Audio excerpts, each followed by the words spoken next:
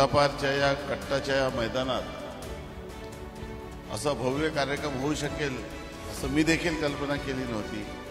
आणि मला या गोष्टी सांगताना आनंद वाटते की जे माझं मनापासून खूप वर्षापासून स्वप्न होतं की देवलापारच्या आदिवासी भागाच्या शेतकऱ्याला बोरवेल करता आली पाहिजे। मी लढाई लढलो इतके वर्ष।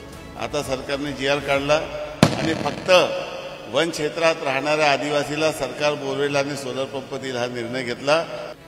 इतकं मोठं प्रेम आपण सर्व लोकांनी दिलं। माझ्या कृतीतून आणि कामातून काम करून ह्या जो मतदारांनी जे मला मतदान दिलेलं आहे त्यांचा विश्वास मला पुन्हा सार्थ करून दाखवायचा आहे।